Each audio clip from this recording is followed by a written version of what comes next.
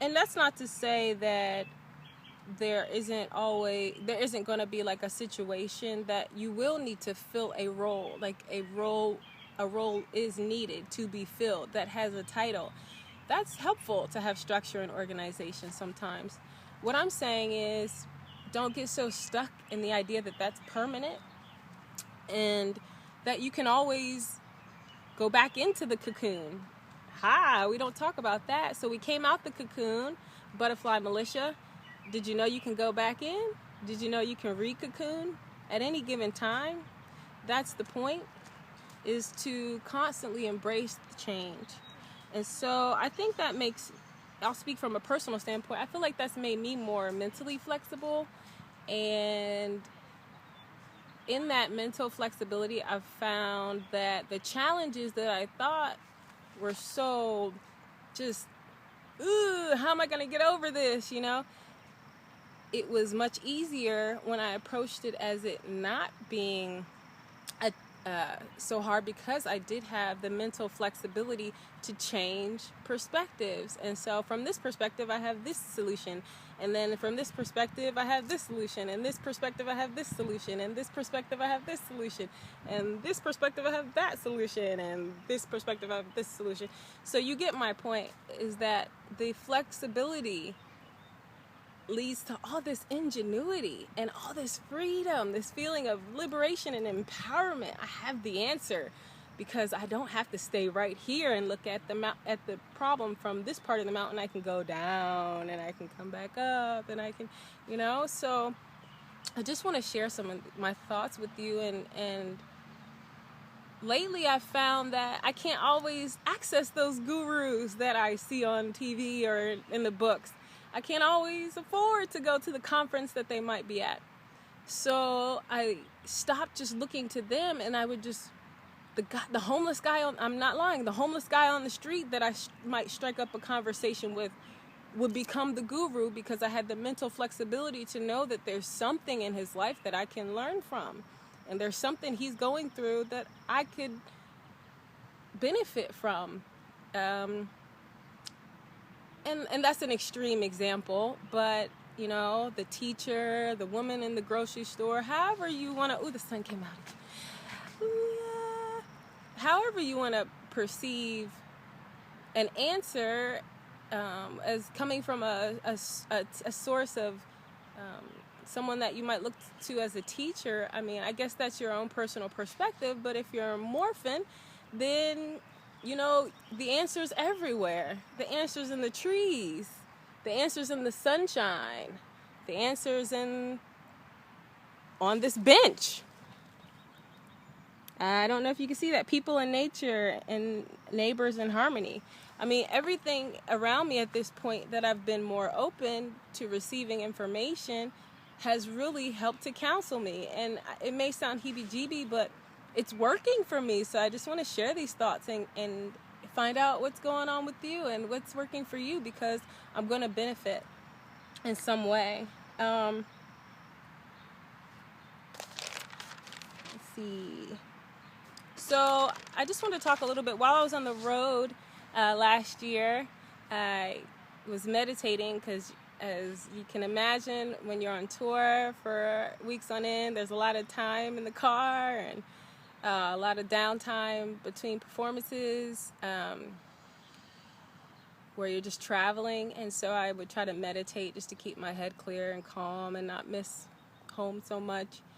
And it came to me, this idea of MORPHini Tribe came to me, and I was sitting there.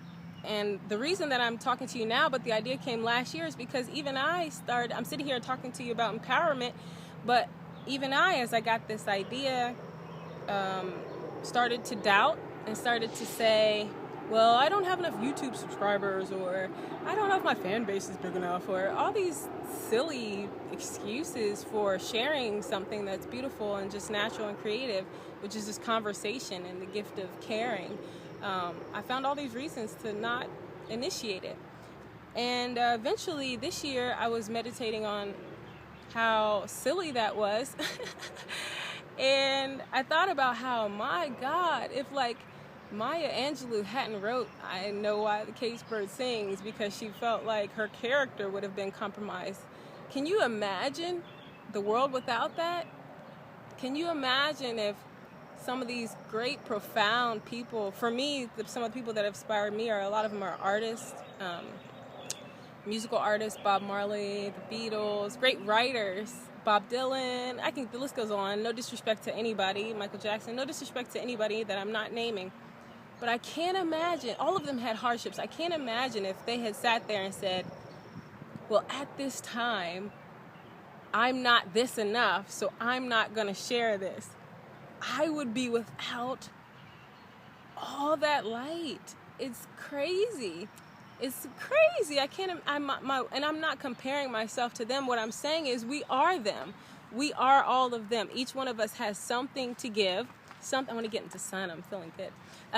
Something to share that someone needs. And we have proof because we all have had experiences where we did something for someone. They weren't expecting it. We weren't expecting it. We just did it because it was natural and in the moment and out of love and compassion. And we changed their life for that second, minute, day, hour, week, whatever. It's so stingy and selfish and so of a mentality for me to have to say it has to be this and it has to be this way. No, it doesn't. It just has to do with the fact that I need to love myself and value my relationship with you more. And you, Butterfly Militia, have helped me so much with that. And I just want to say thank you again. Because now I'm here and I'm talking to you and sharing.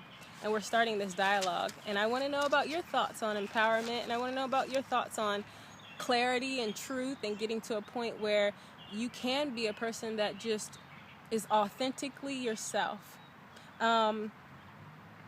So here I am, not being stingy with my thoughts and sharing them with you and hoping that something I'm saying resonates and touches you so that you'll feel inspired to touch me back because I need it and I want it. And that's the motto of Butterfly Militia, is inspiration is the only currency, because in this world, this capitalistic society that we live in America, we use money as a tool to acquire things, but nobody really wants the money. They want what the money buys.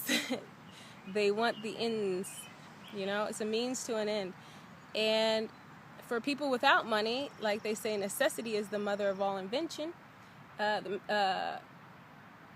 people without that money, they find other ways and resources. So at the end of the day, we're lying if we say it's the money. The truth is, it's the desire to get to a goal, and we want that means to an end. And so if we use our creative thought process and find the other resources we can pull from and people and things to still get the ends, we don't really need the money. So what are you saying, Sarah?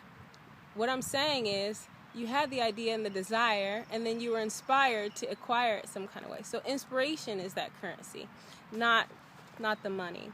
And so in this moment, I just want to share some wealth with you and inspire you, and then I'm hoping that you'll return it and we can inspire each other. So